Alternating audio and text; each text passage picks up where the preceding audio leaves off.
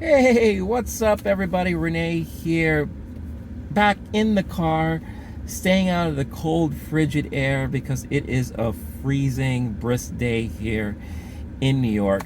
But I am here, warm, ready to talk about this movie I just saw, Godzilla Minus One. Oh my goodness, this movie was so good.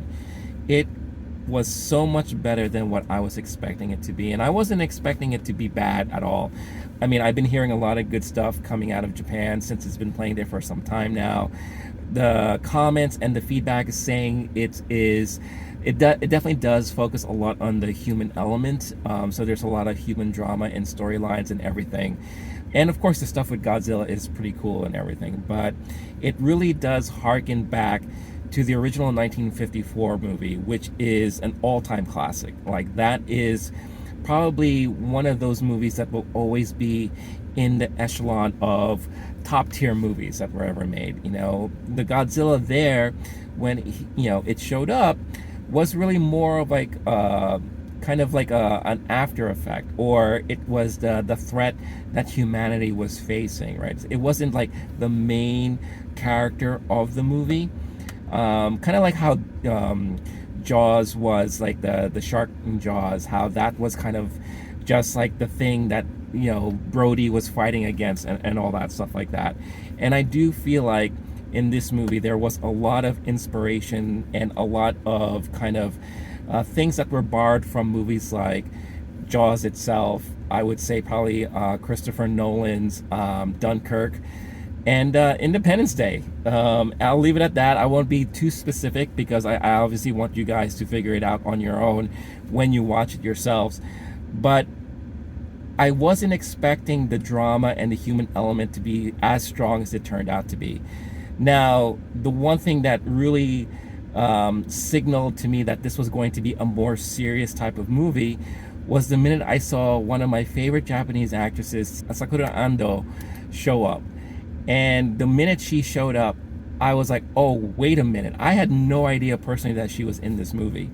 So I was already ecstatic and thrilled. And she doesn't really play like a major part, but any movie that she's in, you can expect this to be a really more serious type of performance, a more serious type of movie. The last movie that probably will ring familiar to a lot of you people that she was in was Shoplifters, which was the year it came out, one of the most talked about foreign films of that year. So the minute I saw her, I thought, wow, that's amazing. And she was great. And everyone in the movie was fantastic. So the human drama was very heavy, a big major part of the movie itself. And that was actually great to see, because I feel like that's one of the things that was missing from a lot of these kaiju movies, especially Godzilla movies. I feel like the Godzilla movies that we're always so used to, at least most of the American audiences are used to, is the more campy, cheesy ones, where Godzilla is like a main character and is kind of always fighting against other creatures and monsters and all that.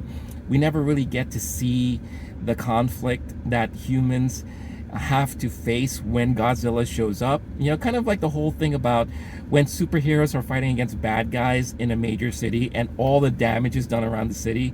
You never really get to see how that really affects people living there, right? We're just so focused on the superhero element of it all. This movie really puts a lot of emphasis on, a Japan that is currently in the rebuilding phase after World War II, right? They're still recuperating and recovering from all that. And here comes this, lunatic monster coming around and wrecking shop, right? So they really showcase a lot of that, how it affects the people of the time. And you really get close and attached to a lot of the main characters that you're introduced to. Great use of, PTSD from the war with one of the main characters there. You really feel the effects of this person and what happened and the toll it took on him, but not only him, but everyone who was involved in the war at the time. They put a lot of emphasis on that, and how one thing, if you're familiar with watching a lot of Japanese cinema, like, they use these platforms to sometimes talk against the government. In Shin Godzilla, I feel like they kind of tried to talk about the lack of government urgency and how the Japanese government tends to take its time or hide a lot of truths from the people. And there were definitely moments of that messaging and themes here in this movie as well. So it's not something that me personally I'm new to, but it's nice to see that they're still using this platform to kind of say, hey, we deserve a little bit more from our own government, and they spoke about like how the government kind of used people as just, weapons in their war and all that. They really never really thought about the humanity behind it all. So, and I could go on and on and on about, the human nature and the human condition in this movie, but it was really well done, well displayed, and it's really the core of the movie, the center of the movie. But let's talk about Godzilla. This version of Godzilla is probably one of the most terrifying and menacing versions of Godzilla I've ever seen. It's definitely more of like a raw, kind of alpha type of creature that I've ever seen Godzilla portrayed as. Shin Godzilla was kind of like a kind of a different raw type of monster, and you've seen the evolution from the beginning and all that, and you definitely do see an evolution of this Godzilla here, but man, this version is very terrifying. And the way that they kind of put you in these situations whenever Godzilla shows up, you feel the anxiety, you feel kind of the terror behind it all. You don't know what to expect, but you know that there's nothing good going to be coming out from anything once he's around. So they did a really good job at really making this version of Godzilla terrifying. His look looks great. He looks very, definitely more animalistic, more prehistoric at times as well. I do have one criticism, and that's mainly about the visual effects. Now, anytime you saw close-ups of Godzilla, anytime Godzilla was like closer to the camera, it looked fantastic.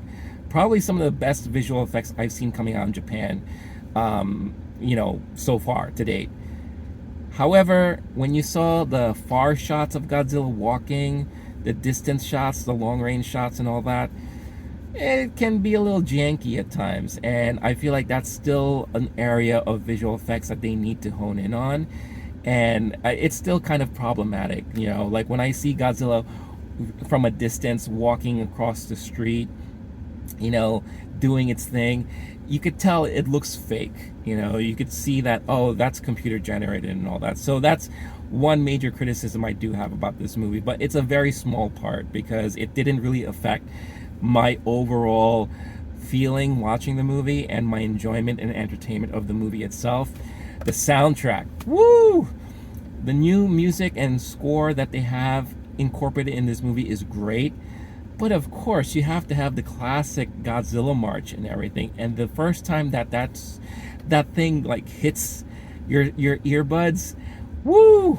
It really got me pumped and all that. And especially like during the climax scenes at the end of the movie, they really start hammering you with the Godzilla theme and all that. And it really fits what you're seeing transpire on screen and as the movie's playing out and all that.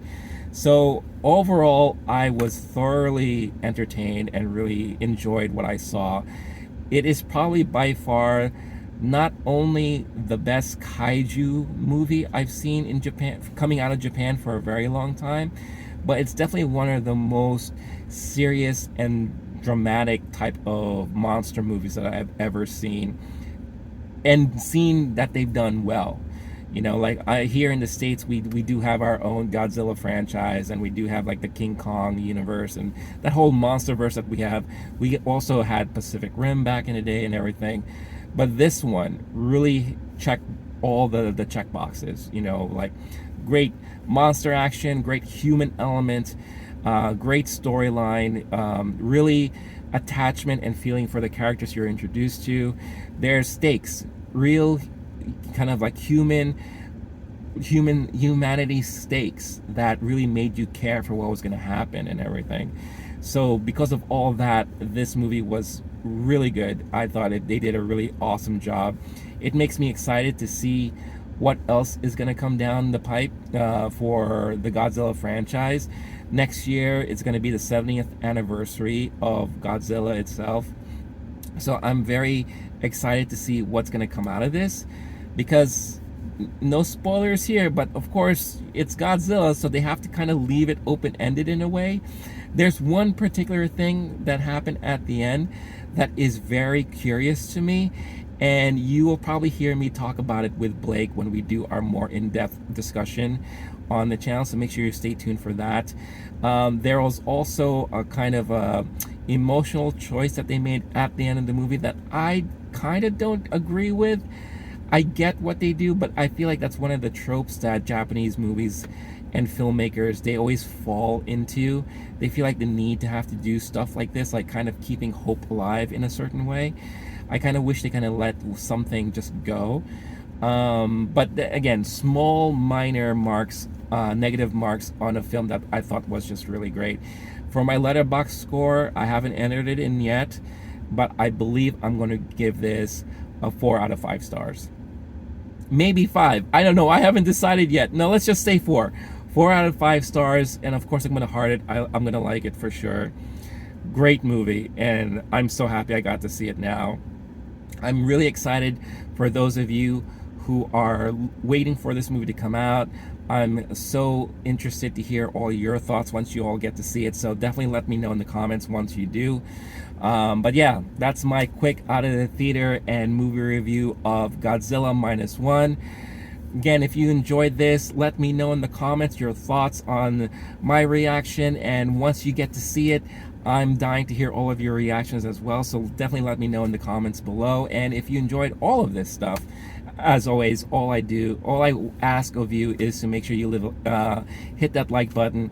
It helps with the algorithm, and it helps spread this type of content to other like-minded folks like you and I, so that it could help grow this community and grow this channel and all that. And of course, if you want to stay up to date with everything we do here, best way to do so is to make sure you're subscribed and hit that notification bell to get notified every time a new video is posted. So I'm going to head on out for now. Thank you so much for watching. Really appreciate it. As always, until next time, stay cool, stay classy, stay safe. Catch you all in the next one. All right, peace out, y'all.